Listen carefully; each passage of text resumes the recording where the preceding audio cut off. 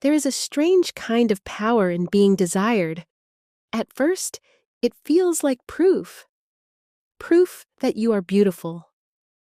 Proof that you are real. Proof that your body has become legible to the world. Proof that someone sees you, wants you, chooses you. Especially when you have spent years wondering if the world would ever see you the way you see yourself. Desire can feel like a mirror that finally works. You look into another person's eyes, and for a moment, the reflection says, "Yes, you are her." But desire is not a simple mirror. It can make you feel powerful. It can make you feel chosen. It can make you feel feminine, valuable, untouchable. And then, without warning, it can make you feel like an object, like something being looked at, measured, imagined, priced, and consumed. The same gaze that makes you feel beautiful can suddenly make you feel trapped. That is the first thing I learned about being desired. It can validate you and reduce you at the same time. For a long time, I thought being desired would heal something in me. Not completely, but maybe enough. I thought if enough people wanted me, I would stop doubting whether I was feminine. I thought if I became attractive enough, I would stop feeling the old ache of not being seen correctly. I thought if desire arrived, shame would leave. But it did not work like that. Desire arrived, and sometimes shame came with it. Because being wanted is not the same as being understood. Being looked at is not the same as being seen. Being chosen is not the same as being known. This is one of the quiet contradictions of femininity. A lot of women know this. A lot of trans girls know this in a very sharp way. You want to be beautiful. You want to be desired.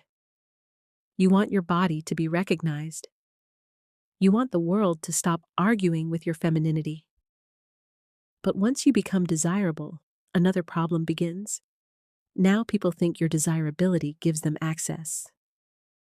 Access to your attention, access to your softness, access to your emotional labor, access to your body, access to an imagined version of you that lives inside their head. And if you do not give them access, they may act confused, as if beauty was a door you left unlocked. I used to think femininity meant being more open, more pleasing, more gentle, more understanding, more available. I thought softness meant lowering the temperature in every room. If someone was uncomfortable, I would make myself warmer. If someone was insecure, I would make myself smaller. If someone wanted more, I would try to find a way to give more without admitting I was tired. That was my old version of femininity. A beautiful room with no locks. But now I do not believe femininity is the same as availability. I do not believe softness means endless access. I do not believe being desirable means becoming easy to consume. To me, femininity is becoming something much more difficult. It is the art of staying soft without giving yourself away. That sentence matters to me because I do not want to become hard. I do not want my answer to the world's hunger to be bitterness. I do not want to punish people for wanting. Desire is not evil. Wanting someone is human. Being wanted can be beautiful. There is tenderness in desire when it comes with respect. There is beauty in being admired by someone who still remembers you are a person. There is power in being seen by someone who does not try to own what they see. The problem is not desire itself. The problem is desire without reverence. There is a kind of desire that says, "I see your beauty, and I want to be near it." And there is another kind that says, "I see your beauty, and I want to take something from it." The difference is not always loud. Sometimes it is in the way someone speaks, the way they ask, the way they assume, the way they react when you have a boundary. Because the real test of desire is not how intensely someone wants you. It is how they respond when they do not get everything they want. This is something I had to learn through my work. But I think the lesson is much bigger than my work. When someone desires you, they are not only responding to who you are, they are often responding to what you represent: a fantasy, a possibility, a missing part of themselves, a feeling they cannot access alone, a version of femininity they want to touch because they do not know how to create it inside themselves. Sometimes people do not want you. They want the state they enter when they are near you. They want to feel powerful, or forgiven, or young, or masculine, or special, or less lonely, or less ashamed of their own desire. And if you are not careful, you can mistake being needed for being loved. That is one of the prices of being desired. People project. And when enough people project onto you, you can start forgetting where your own outline is. You begin asking, is this me? Or is this what they want me to be? Do I like this version of myself? Or do I like how rewarded I am when I perform her? Am I choosing this softness? Or am I using softness to stay safe? Am I expressing femininity? Or am I negotiating for approval? I think this is why being desired can become addictive. Not because desire always feels good. Sometimes it does not. But because desire gives very fast feedback: a message, a look, a booking, a compliment, a like, a reply, a number. It tells you immediately you are wanted. And when you are tired, uncertain, or lonely, that kind of feedback can feel like oxygen. It is fast, it is clear, it is measurable. Self-worth is slower, self-respect is quieter. Inner authority does not always send notifications. That is why I understand why people chase being desired. I understand why women post the photo. I understand why we check who watched the story. I understand why we notice who looked away and who looked twice. I understand why attention can feel like warmth. I do not judge it. I do it too. I am not above it. I still want to be admired. I still want to be beautiful. I still want someone to look at me and feel something. But I am learning to ask a second question. Not only, am I desired? But, what does this desire ask me to give up? Sometimes the price is small: a little attention, a little fantasy, a little performance. Sometimes the price is too high: your peace, your honesty, your boundaries, your ability to hear your own no. And the dangerous part is that the payment is not always obvious. Nobody says, give me your self-abandonment. They say, just be nice. Just reply. Just explain. Just make me feel special. Just don't disappoint me. But 1,000 little justs can become a life where you are never fully inside yourself. This is where my definition of femininity started to change. I used to think a feminine woman was someone who could make others feel comfortable. Now I think a feminine woman can also hold discomfort without rushing to fix it. She can let someone be disappointed. She can let someone misunderstand. She can let someone want more than she is willing to give. She can remain graceful without becoming available. That is not coldness. That is sovereignty. As a trans girl, femininity is something I had to consciously build. That can be painful, but it also gives me a certain freedom. I was not simply handed femininity as an unquestioned inheritance. I had to study it, desire it, fear it, practice it, perform it, question it, and eventually begin to define it for myself. At first, I looked for femininity in surfaces: hair, body, clothes, voice, photos, how men responded, how women responded, how the world placed me. And those things mattered. I do not want to pretend they did not. The surface is not fake. The body is not superficial. Beauty is not meaningless. For someone whose identity has been questioned by the world, being recognized on the surface can feel deeply emotional. But if femininity stays only on the surface, it becomes a prison. Because then, every bad photo feels like a threat. Every awkward angle feels like evidence. Every stranger's gaze becomes a trial. Every comparison becomes a verdict. That is too fragile. I cannot build my womanhood only on being approved by other people's eyes. I need something deeper. Now I think femininity has layers. There's the visible layer: beauty, style, gesture, voice, softness, sensuality. There is the relational layer: how you receive attention, how you give care, how you create warmth, how you let others come close.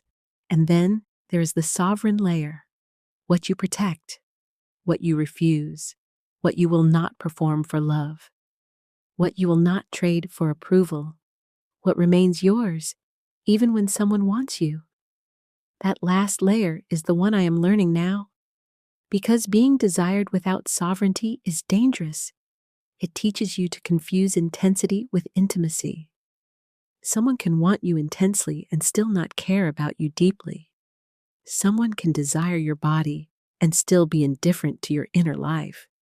Someone can praise your beauty and still punish your boundary. Someone can call you special and still only be speaking to the version of you they created in their head.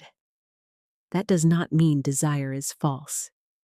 It means desire is incomplete. There is a kind of desire I no longer want to accept. The kind that requires me to disappear into someone else's fantasy. The kind that loves my softness but resents my limits. The kind that wants the feminine surface but not the woman behind it. The kind that says, be beautiful but not complicated. Be open but not demanding. Be available but not human. Be a dream but do not wake up. I do not want to be a dream that someone else gets to own. I want to be real, and real women are not endlessly smooth. They have edges, preferences, contradictions, tired days, private thoughts, limits, ambitions, anger, silence. A real woman is not less feminine because she says no. She is not less beautiful because she protects her energy. She is not less desirable because she refuses to be consumed. I used to be afraid that if I had stronger boundaries, I would lose some of my softness. Now I think boundaries are what allow softness to survive. Without boundaries, softness becomes exhaustion. Without boundaries, generosity becomes resentment. Without boundaries, beauty becomes labor. Without boundaries, desire becomes a transaction where you keep paying with pieces of yourself. This is why the price of being desired is not just attention from others. The real price is self-awareness. You have to keep asking, do I feel expanded or reduced? Do I feel respected or consumed? Do I feel more myself or less myself? Am I choosing this, or am I being pulled by the fear of not being wanted? These questions are not always comfortable. Sometimes the answer is embarrassing. Sometimes the answer is, I liked the attention. Sometimes the answer is, I knew this person did not really see me, but I wanted to be wanted anyway. Sometimes the answer is, I abandoned myself a little because the validation felt good. That honesty hurts, but it also gives your power back. I do not think the goal is to stop wanting desire. I do not want to become immune to being seen. I do not want to become detached in a way that makes life flat. I want to stay alive to beauty. I want to feel attractive. I want to feel feminine. I want to enjoy being admired. I want to enjoy the electricity of being wanted by someone who knows how to want with care. But I do not want desire to become my owner. I do not want attention to become my oxygen. I do not want someone else's gaze to become the place where I check if I exist. Maybe this is the difference between being desired and being free. When you are only desired, you wait for the gaze. When you are free, you can receive the gaze without living inside it. You can be beautiful without becoming public property. You can be soft without becoming open access. You can be wanted without being owned. This is the femininity I am trying to build now. Not the femininity of endless pleasing. Not the femininity of being easy to love. Not the femininity of becoming whatever makes others comfortable. But a femininity with a center. A femininity that can flirt, create beauty, receive attention, enjoy desire, and still return home to herself. A femininity that says, I can be seen, I can be wanted, I can be admired, and I still belong to me. I think that is the part I did not understand before. I thought being desired would make me feel more real. But now I think the deeper work is learning to feel real before the desire arrives. To be feminine before someone confirms it. To be valuable before someone pays for it. To be beautiful before someone reacts to it. To be whole before someone wants a piece of me. That does not mean I no longer enjoy being desired. It means I am trying not to need desire to complete the sentence of who I am. So, yes, there is power in being desired, but there is also a price. The price is that you must keep remembering yourself. Again and again. When the compliment comes, when the message comes, when the money comes, when the gaze comes, when the fantasy comes, when the old hunger inside you says, maybe this will finally prove I am enough. You have to come back and say, I was enough before this. I am still learning that. Some days I forget. Some days I enjoy the attention too much. Some days I let comparison touch me. Some days I confuse being wanted with being safe. But I am learning faster now. I am learning that desire is beautiful when it visits, but dangerous when it becomes home. And I do not want to live inside someone else's wanting. I want to live inside myself. Maybe that is what becoming her means. Not becoming the perfect woman. Not becoming the most desired woman. Not becoming the woman who never doubts herself, but becoming the woman who can be desired without disappearing. The woman who can be soft without surrendering. The woman who can be seen without being owned. And maybe that is the real price of being desired. You do not pay it by becoming more beautiful. You pay it by becoming more conscious. You pay it by noticing what the gaze does to you. You pay it by choosing again and again not to trade your center for attention. Because being wanted can feel like power. But belonging to yourself is power. And that is the kind of femininity I am trying to become.